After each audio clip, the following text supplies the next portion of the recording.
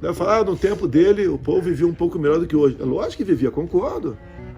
Temos um pós-pandemia do fica em casa, né? A economia te vê depois, uma guerra, entre outros problemas. Mas lá atrás você vivia melhor, você podia ter vivido muito, mas muito melhor ainda, se não tivesse roubado tanto. Fala, seus mal diagramados. É difícil presenciar o excrementíssimo presidente da República dizendo verdades. Geralmente, elas são expelidas daquela boca com dentes que parecem pedras de aquário repletas de limo, como atos falhos, sincericídio e a brutal confusão mental que acomete o lunático do Planalto. Mas mesmo nessas condições, é necessário assumir que eventualmente ele acerta e expõe aquilo que o seu íntimo tenta esconder, mas que o seu fracassado governo não consegue deixar ofuscado.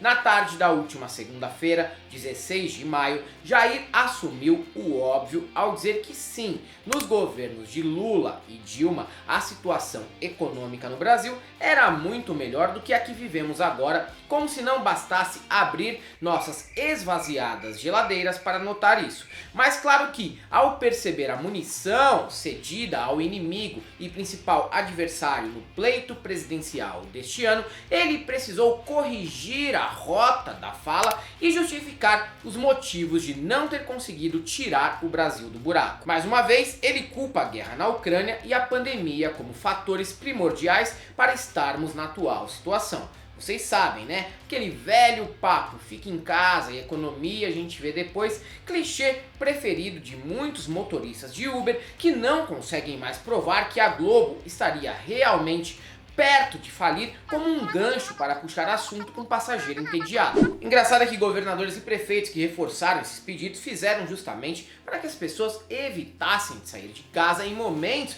em que muita gente ainda morria sem ar nas calçadas dos hospitais e outros pacientes eram submetidos a tratamentos mengelianos como ozônio retal e inalação de fumaça de solda. Isso sem contar que é sempre bom lembrar como a memória das pessoas podem ser seletivas. Se Jair enfrentou a Covid e agora uma guerra, o que de fato não são acontecimentos irrelevantes, Lula enfrentou pandemia de SARS, H1N1, crise financeira proveniente da bolha imobiliária americana e ainda governou enquanto aconteciam os conflitos no Afeganistão, Chechênia e Iraque. E depois é a esquerda que se vitimiza, não é mesmo? Nesse lapso fantástico de sinceridade, Jair foi além e disse que poderíamos ter vivido até melhor nas épocas de Lula e Dilma se não fosse pela corrupção. Vai falar, no tempo dele, o povo vivia um pouco melhor do que hoje. É lógico que vivia, concordo. Temos um pós-pandemia do fica em casa, né? A economia te vê depois, uma guerra, entre outros problemas. Mas lá atrás você vivia melhor, você podia ter vivido muito, mas muito melhor ainda, se não tivesse roubado tanto. O que eu também concordo, mas é uma explicação que se aplica a qualquer governo desse país que precisou pagar pedágio para o Centrão, seja na base do orçamento secreto ou mensalão.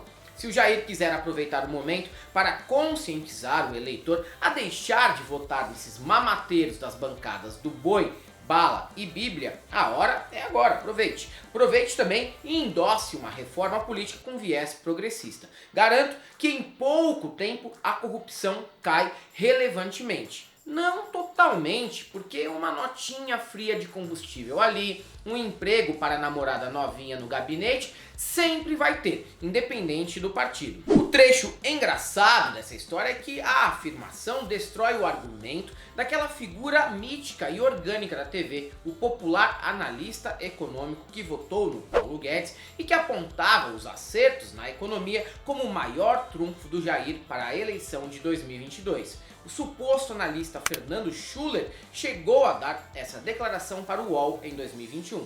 A própria Folha, do mesmo grupo de comunicação do UOL, publicou editorial com o rosto de Guedes e o seguinte título: Na direção correta.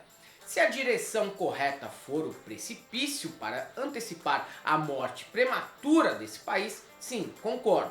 Aliás, os jornais e emissoras de TV já não têm mais para onde correr na intenção de mascarar a situação e fingir que a vida só estará verdadeiramente ruim quando estivermos fazendo a compra do mês ao revirar aterros sanitários. Na manhã de terça-feira, 17 de maio mesmo, justamente um dia após a admissão de fracasso do presidente na pauta econômica, teve jornal ensinando como trocar frutas por outras mais baratas. Na semana passada mesmo já teve veículo sugerindo substituir tomate, veja só, por pepino e alface, como se fosse possível preparar um molho de macarrão à base de alface. Meu Deus do céu. Às vezes acho que esses analistas recebem esse título profissional pela proficiência de tirar suas opiniões e embasamentos do orifício anal. Daí vem a palavra analista.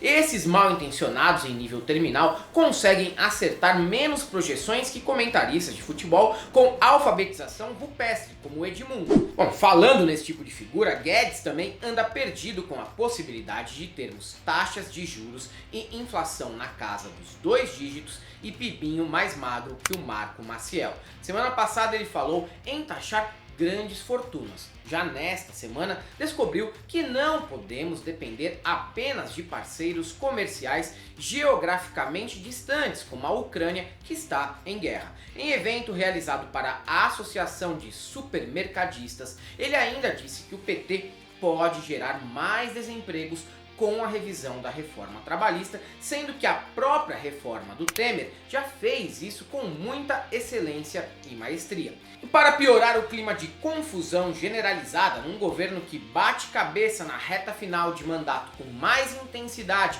que em uma roda de fogo do Mexuga, Bolsonaro reclamou nesse mesmo evento do escandaloso lucro recorde da Petrobras. Mas em seguida atenuou ao comentar que não é contra o capitalismo e nem contra a lucratividade das empresas. Aposto que tudo isso é apenas para não assumir que a paridade de preços internacionais, o PPI, foi realmente uma medida péssima para a empresa e que vai gerar uma granada no bolso de todo mundo, principalmente dos supermercados, que vão ter que remarcar preços freneticamente até o fim de 2022. Mas quem sabe um dia o Jair também não cometa esse sincericídio e defenda essa posição sobre a petrolífera. Parece estar bem próximo dessa fase.